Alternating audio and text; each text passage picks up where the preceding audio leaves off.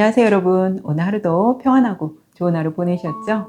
어때요? 여러분 이제 10계명 벌써 오늘 9계명까지 왔습니다. 한 계명 한 계명 보면서 여러분 마음이 그렇게 가볍고 편안하진 않을 것 같아요. 저도 말씀 준비하면서 많이 찔리더라고요. 그게 왜 그럴까요? 하나님의 말씀, 이 성경 말씀이 우리 안에서 살아, 역사, 움직이기 때문에 그렇죠. 그래서 하나님의 말씀은 살아있다라는 걸 새삼 저도 이 10계명 공부하면서 새삼 느끼게 됐습니다. 벌써 우리 이제 9계명까지 왔고 내일 하면 이제 10계명 내일 하고 나면 이제 우리가 10계명 정말 끝나는 거죠. 여러분 이번 기회에 10계명에 대해서 확실히 배워되는 그런 시간 가졌으면 좋겠습니다. 그럼 오늘 9계명 우리가 살펴보겠습니다. 오늘 주님이 우리에게 주신 말씀은 출애굽기 20장 16절 말씀 읽어드리겠습니다. 내 이웃에 대하여 거짓 증거하지 말라. 아멘. 그냥 거짓 증거하지 말라. 거짓말하지 말라가 아니라 왜 앞에 내 이웃이라는 수식어가 붙었을까요? 10계명을 받던 고대 시대에는 3, 4대가 함께 어우러져 사는 대가족 공동체였습니다. 그 안에서 별의별 일들이 많이 벌어졌겠죠. 요즘같이 자식이 2, 3명 있어도 동생이 형의 물건을 가져갔네 안 가져갔네 하며 다투는데 고대시대 많은 사람이 함께 모여 사는 때는 두말할 것도 없었겠죠. 오늘 본문이 말하는 이웃에 해당하는 단어 레아는 먹다라는 기본 뜻이 있는 라아에서 유래하여 친구, 동료, 이웃, 동포 등 다양하게 번역됩니다. 그러나 어원적 의미에 있어서는 식탁을 같이 할 정도로 가까운 사이란 뉘앙스를 가진 단어입니다. 그렇다면 본문은 이러한 가까운 사이에도 현실적으로 거짓 증언이 있을 수 있을 만큼 인간이 타락했음을 고발하는 의미도 지니고 있다고 할 수 있습니다. 많은 사람이 함께 사는 공동체 안에서 여러 가지 일들이 발생했을 때 분명히 이것을 판결해줘야 하는 문제가 생겼겠죠. 그러면 이 당시는 족장 시대이니 가장이나 어떤 리더가 이 문제를 해결해줘야 합니다. 그때 필요한 것이 무엇일까요? 바로 증인입니다. 증인의 말에 따라 진실을 규명하게 되죠. 거짓 증거란 법정과 같은 공적인 자리에서 사실을 감추거나 축소, 변조 또는 과장하여 진실에서 떠난 모든 말과 행동을 일컫습니다. 이는 공의로우신 하나님의 거룩한 성품을 거스리는 것이므로 하나님이 심히 가증히 여기시는 악행입니다. 예수님께서도 거짓된 행위와 증언을 마귀와 연관시켜 거짓 증언의 원인과 그 죄악성을 일깨워 주신 바 있습니다. 너희는 너희 아비 마귀에게서 났으니 너희 아비의 욕심을 너희도 행하고자 하느니라. 저는 처음부터 살인한 자요 진리가 그 속에 없으므로 진리에 서지 못하고 거짓을 말할 때마다 제 것으로 말하나니 이는 저가 거짓말쟁이요 거짓의 아비가 되었음이니라. 결국 거짓의 기원이 어디에 있다는 말입니까? 사탄입니다. 증거하다는 말은 단순히 증인으로서 재판에 참석하여 엄숙히 답변하거나 분명한 목소리로 자신의 진실을 밝히는 것뿐만 아니라 조그마한 행동이나 간접적인 말, 심지어 자신의 눈빛을 통해 어떤 내용을 암시하는 소극적인 증거까지도 모두 포함한 말이라 할 수 있습니다.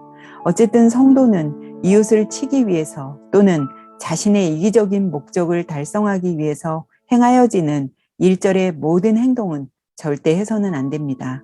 또한 한 걸음 더 나아가 형제의 재산과 인격에 상처를 주는 중상모략이나 험담도 피해야 합니다. 그러나 이와 같은 소극적 측면에서뿐 아니라 좀 더 적극적으로 성도는 거짓 증거에 대응해야 합니다. 즉, 누명을 쓰고 있는 이웃을 위해서는 자신의 불이익을 무릅쓰고라도 능동적으로 바른 말과 용기 있는 행동을 할 수 있는 정의로움을 가져야 하는 것입니다. 오늘은 성경에서 거짓 증언에 대해 아주 잘 나와 있는 대표적인 본문으로 나누려고 합니다. 바로 나봇의 포도원 사건입니다. 솔로몬이 죽은 후 이스라엘은 남과 북으로 나뉘어집니다. 북쪽 지방을 북이스라엘, 남쪽을 남유다라고 일컬었죠. 이 당시 북이스라엘의 왕은 아합입니다. 아합의 부인은 시돈 왕 엣바알의 딸 이세벨이었죠.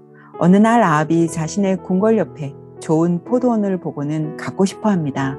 그래서 주인 나봇에게 값을 잘 쳐줄 테니 자신에게 팔라고 합니다. 왕이 이런 말을 할 때 사실 백성이 거절하기 쉽지 않잖아요. 그런데 나봇은 왕이든 누구든 상관없이 거절합니다. 거절한 이유는 이 땅은 대대로 조상으로부터 물려받은 땅이고 모세의 율법에 땅을 사고 파는 것은 옳지 않았기 때문입니다. 아합은 거절당하고 무시받았다는 생각에 왕궁으로 돌아와 밥도 먹지 않고 오직 그 생각뿐입니다. 이것을 지켜본 부인 이세벨이 왜 그러냐고 물었겠죠. 왕이 나봇의 포도원 이야기를 해주자 부인 이세벨은 자신이 갖게 해줄 테니 걱정하지 말라고 합니다. 이세벨은 돈으로 2명의 증인을 사서 법정에 세워 거짓 증언을 하게 합니다. 왜 2명을 세웠을까요? 신명기법에 죽일 자를 2사람이나 3사람의 증언으로 죽일 것이요 1사람의 증언으로는 죽이지 말 것이며 라고 말씀하셨습니다. 이세벨도 모세의 율법대로 격식을 갖추기 위한 위장을 한 거죠. 그래서 2사람의 위증자를 세운 겁니다. 사람의 목숨은 소중하기 때문에 1사람의 증인으로는 안 된다고 하는 겁니다. 1사람의 잘못된 증언으로 귀중한 생명이 죽임을 당하는 것을 방지하기 위해서입니다. 이세벨이 지시한 대로 거짓 증언의 내용은 이 나봇이라는 사람이 왕을 저주하고 하나님을 저주했다라고 위증하게 만든 것입니다. 돈을 받은 위증자들은 이세벨이 시키는 대로 법정에서 위증을 합니다.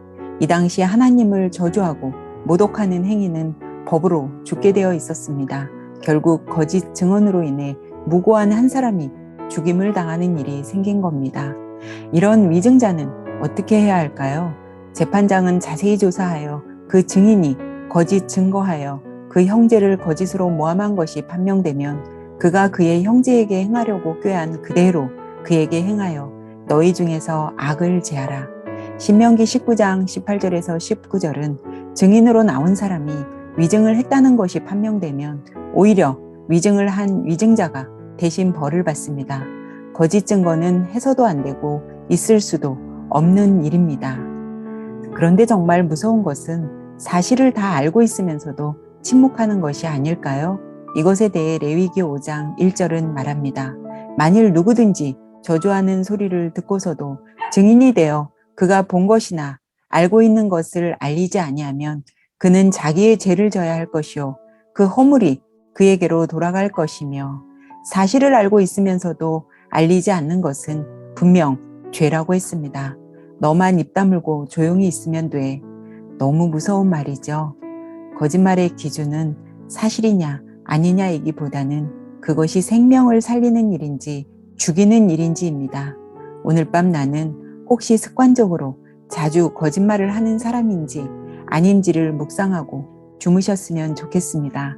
오늘도 수고 많이 하셨고 좋은 밤, 편안한 밤 되세요. 우리는 내일 뵙겠습니다.